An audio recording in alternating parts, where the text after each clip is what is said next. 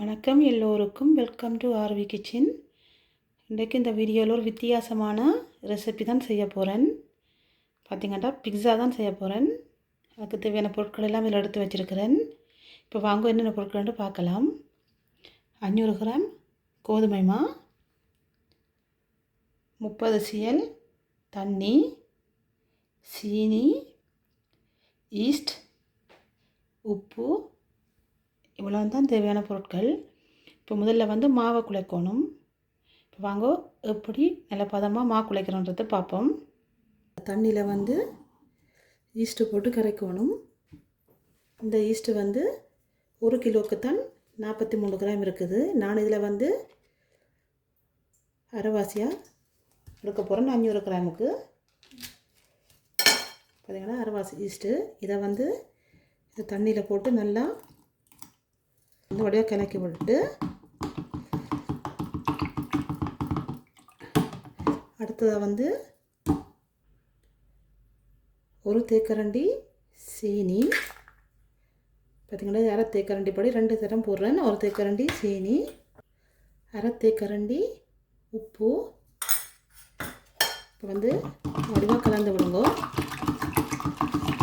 இது ஒரு 2 நிமிஷம் அப்படியே விடணும். அப்படியே கலந்து விட்டாச்சு. ஒரு 2 நிமிஷம் விடுவோம். இப்போ 2 நிமிஷம் ஆகிட்டுது. இதை இனி மாவுக்கு விட்டு குழைச்சி எடுக்கணும். இதை விடுவோம்.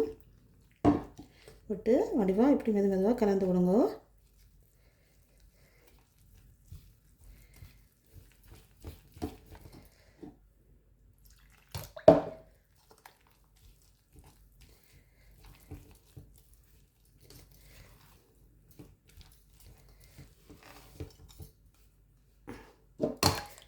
பார்த்திங்கன்னா எல்லா தண்ணியும் எடுத்து விட்டுட்டேன்.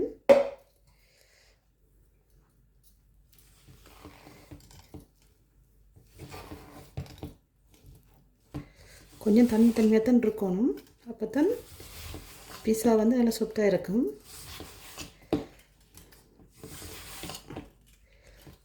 பார்த்திங்கன்னா இப்போ நல்ல வடிவாக குழைச்சாச்சு. அடுத்ததாக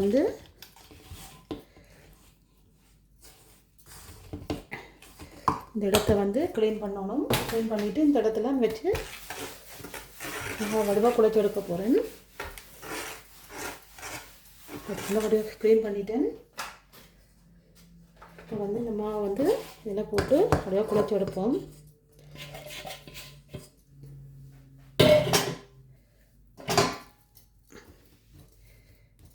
பார்த்திங்கன்னா நல்ல வடிவாக சொத்தன்மை வரும் வரைக்கும் வடிவாக குழைச்சி எடுக்கணும் மாவை. நல்லா குழைக்கணும். பாருங்கள் எப்படி வந்திருக்கண்டு.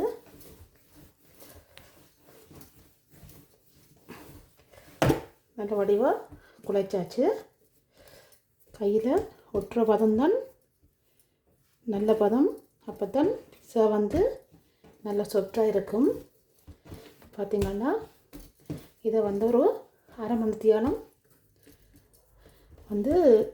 ஒரு சட்டியில் போட்டு வைப்போம். இப்படி வச்சுட்டு அடுத்ததாக இந்த பிளாஸ்டிக்காக கவர் பண்ணி விட போகிறேன்.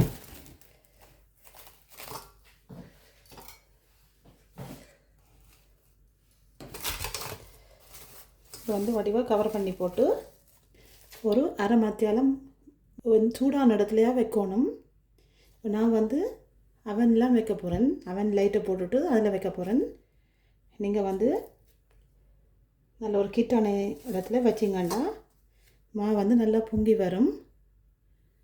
இப்போ இந்த மா அரை மணி நேரம் பொங்குற டைமுக்குள்ளே நாங்கள் பீஸாக்கு தேவையான மரக்கறி இலையும் கோழியையும் வெட்டி எடுப்போம். மா எப்படி பொங்கி இருக்குன்னு பாருங்க. பீஸா மா ரெடி ஆகிட்டுது. அடுத்த பொருட்களையும் ரெடி பண்ணிட்டேன்.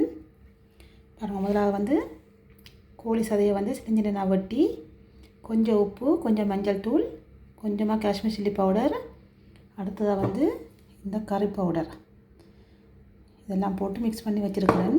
வரமத்ததுக்கிட்ட ஊறி இருக்குது. அடுத்ததாக வந்து கொஞ்சமாக வெங்காயம், குடமிளகாய், இது வந்து உரைப்பு மிளகாய் எடுத்து வெட்டி வச்சுருக்கிறேன். இது வந்து சீஸ். நான் வந்து பீஸா செய்ய போகிறது இந்த ஃப்ரெஷ் க்ரீமில் தான். தக்காளி சோஸ் போட்டு செய்யலை, இந்த ஃப்ரெஷ் க்ரீம் போட்டு தான் செய்ய போகிறேன். இடத்த வந்து வடிவாக க்ளீன் பண்ணியாச்சு. இதில் வந்து கொஞ்சமாக ரவை எடுத்துருக்கிறேன்.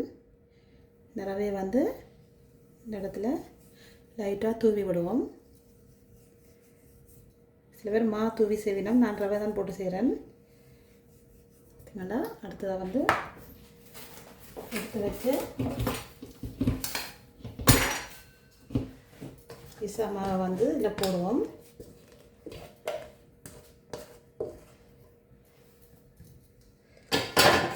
அப்படி வந்து கொஞ்சம் வரமாக நல்லா சாஃப்டாக இருக்குது.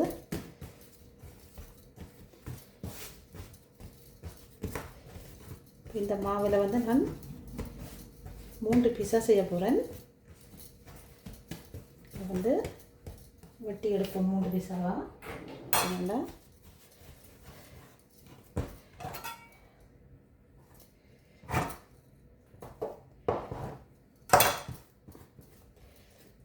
வந்து வடிவாக ரவுண்டாக்கி போட்டு எல்லாம் வைப்போம்.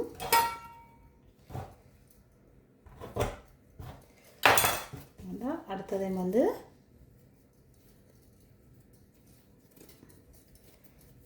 ரவுண்டாக்கி போட்டு எல்லாம் வைப்போம். இது வந்து 3வது. இதனுடைய பிள்ளைக்காக செய்கிறேன், அதெல்லாம் கொஞ்சம் சின்னதாக எடுத்துருக்கிறேன். பார்த்திங்கன்னா அதில் 3 பீஸாவுக்கு வந்து ரெடி பண்ணியாச்சு.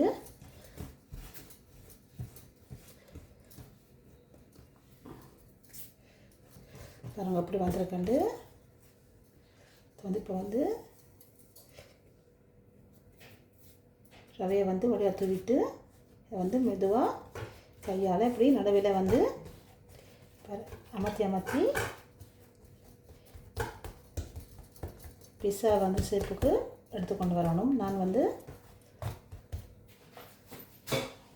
இதால் செய்ய போகிறேன். பார்த்தீங்கன்னா மெதுவாக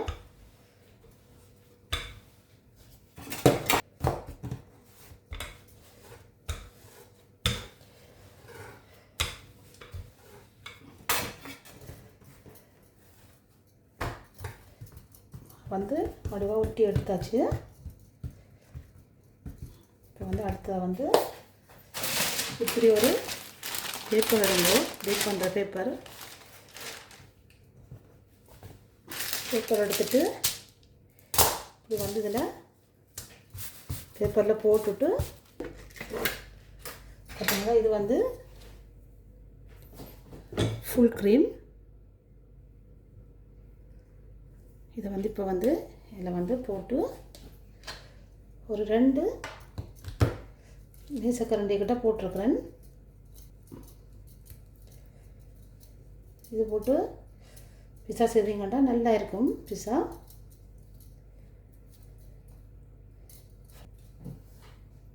மிளகாய் சேர்க்க போகிறேன்.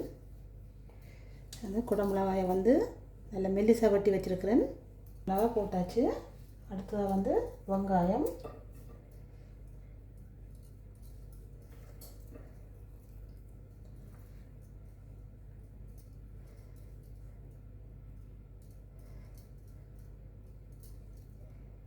புரட்டி வச்ச கோழி சதை,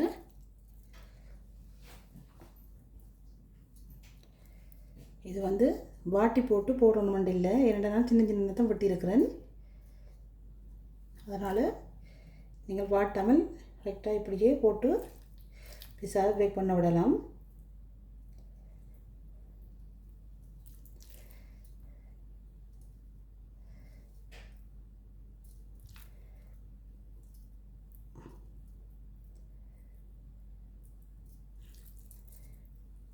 போலீஸ் எல்லாம் போட்டுட்டேன். இதில் வந்து மேலால் லைட்டாக உரப்பு மிளகாய் வைக்கிறேன். இது வந்து எந்த சாய்ஸு. நீங்கள் உரைப்பாக பீஸா வேணுமென்றால் நீங்களும் இதே மாதிரி உரைப்பு மிளகாய் வச்சு பீஸா செய்து சாப்பிடுங்க. பார்த்திங்கன்னா நான் ஒரு கொஞ்சமாக உரைப்பு மிளகாயும் வச்சுருக்கிறேன். அடுத்ததாக வந்து சீஸ் கொஞ்சமாக இப்படி சீஸை வந்து தூவிடுங்க. ரெடி ஆகிட்டுது. இனி வந்து இதை வந்து பேக் பண்ணி எடுக்கணும்.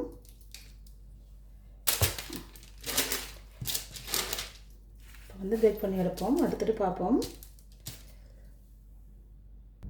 இப்போ பார்த்திங்கன்னா இதை வந்து அவனில் வந்து வச்சுட்டேன். அடுத்தது வந்து டைம் வந்து பார்த்திங்கன்னா நான் வந்து ஒரு 10 நிமிஷத்துக்கு விட்டுருக்குறேன். இப்போ வந்து பிஸா வந்து அவஞ்சு கொண்டு இருக்குது பாருங்க. ஒரு 10 நிமிஷத்தால் பார்ப்போம். பிஸா வந்து அவஞ்சு கொண்டு இருக்குது பாருங்கள் எப்படி இருக்குண்டு. நல்லா இன்னும் கொஞ்சம் அவிய இருக்குது. ஃபுல்லாக அவஞ்சதுக்கப்புறம் பார்ப்போம். பிஸா வந்து அவஞ்சிட்டுது பாருங்கள் எப்படி பிஸா வந்துருக்குண்டு. இதெல்லாம் பாருங்கள் நல்லா சாஃப்டாக இருக்குது. கரையெல்லாம் இப்படி நல்லா முருகியும் இருக்குது, சாஃப்டாகவும் இருக்குது பாருங்க. எப்படி நல்லா சாஃப்டாக இருக்குன்னு பாருங்க. முருகியும் இருக்கணும், சாஃப்டாகவும் இருக்கணும். இதை வந்து இப்போ ஒட்டி காட்டுறேன்.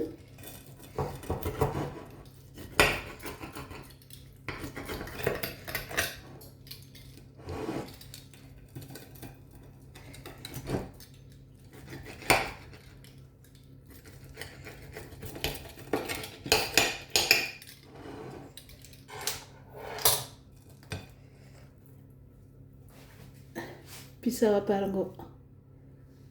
கோழியெல்லாம் நல்ல வடிவாக பொரிஞ்ச மாதிரியே இருக்குது. இப்படி பாருங்க இப்படி வந்திருக்கண்டு. உள்ளேலாம் நல்ல வடிவாக அவிஞ்சிருக்குது. இதே போல் நீங்களும் ஒரு தடவை செய்து பாருங்க. பிள்ளைகள் வந்து விரும்பி சாப்பிடுவினம். நீங்கள் கடையில் வாங்குறத விட இது வந்து வீட்டு செய்திங்கன்னா நல்ல டேஸ்ட்டாக இருக்கும். இதுக்கு மேலே நீங்கள் லைட்டாக கொஞ்சமாக தேவையென்றால் உப்பு, மிளகுத்தூள், மற்றது உரைப்பு எண்ணெய் விட்டு சாப்பிட்டிங்கன்னா எப்படி பிஸா கடையில் பிஸா செய்வினமோ அதே போல் டேஸ்ட்டாக இருக்கும். நான் இன்னொரு வீடியோவில் உங்களுக்கு வேறு விதமான பிஸாக்கள் செய்து காட்டுறேன். இப்போ பார்த்திங்கன்னா இந்த வீடியோ உங்களுக்கு பிடிச்சிருக்குமென்னு நினைக்கிறேன். பார்த்திங்கன்னா இந்த வீடியோ உங்களுக்கு பிடிச்சிருக்குமென்னு நினைக்கிறேன். பிடிச்சிருந்தால் லைக் பண்ணி ஷேர் பண்ணி சப்ஸ்கிரைப் பண்ணுங்க. இன்னும் ஒரு வீடியோவில் சந்திப்போம். நன்றி, வணக்கம்.